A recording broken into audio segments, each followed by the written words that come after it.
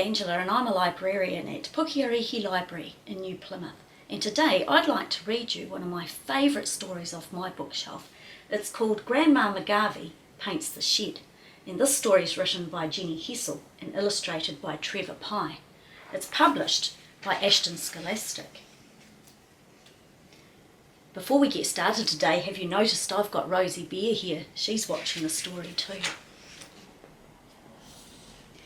When Grandma McGarvey painted the shed, she didn't use ordinary paint. Instead, she mixed up a brew in the kitchen sink using barbecue sauce and Indian ink. She threw in a bucket of globulous glue and a handful of glitter, all silver and blue. Then she melted down crayons and mixed them all in with a dollop of something she found in a tin. You have to have just the right colours, she said, before you can paint a shed. When Grandma McGarvey painted the shed, she didn't use regular brushes. Instead, she piled up a stack of assorted things: straw, some floppy old violin strings, a feather which Polly had dropped on the floor, and some hair that the dog didn't need anymore. Then she tied it all up in a wiggly bunch with some strands of spaghetti left over from lunch. A sensible brush is important, she said, if you're going to paint a shed.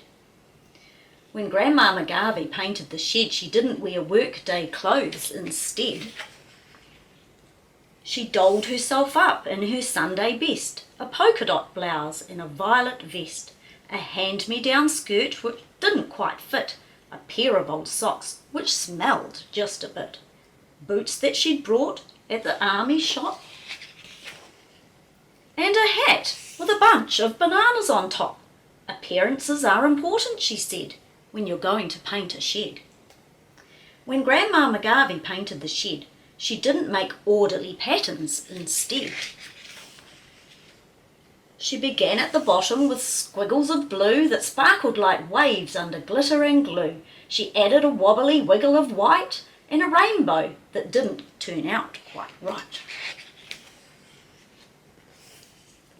Then she covered the corners with dribbly dots and noughts and crosses and splotchety spots, and a strip of silver to cover the streak where the dog had done something disgraceful that week. Then she topped it all off with some musical lines and stars and moons and zodiac signs, and a brilliant self-portrait in yellow and green that she put round the back where it wouldn't be seen. It always pays to be modest, she said, when it comes to painting a shed.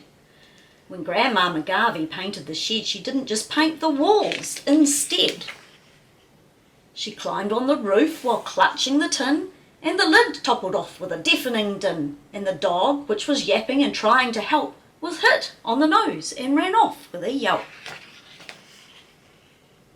But the roof was so rusty she started to slide, so she had to stretch out and hold on to the side, and as she leaned over to grab at the tin, a banana broke loose from her hat and fell in. Life is full of surprises, she said, whenever you paint a shed. When Grandma McGarvey finished the shed, she didn't just pack up her things. Instead, she invited the neighbours and half of the street to a shed warming party with plenty to eat. Then Grandma McGarvey explained the designs and told people's fortunes with zodiac signs. They played noughts and crosses and joined up the dots and got sticky fingers from all the wet spots. And when it grew dark, they pulled out some chairs and lit up the garden with firework flares, and the adults all gasped and the children all grinned while the dog ran in circles and barked at the wind. And Grandma McGarvey smiled proudly and said, "Now that's what I call a spectacular shed." I hope you enjoyed that story, and thank you for joining us today for our Crackerjacks. We'd love to hear from you, so please leave us a comment in the comment section down below about what your favourite part of the story was. Perhaps you'd like to go off now and paint or draw a shed yourself. Perhaps you can make it look like Grandma McGarvey's one and make sure you use plenty of colours and glitter. E nohora!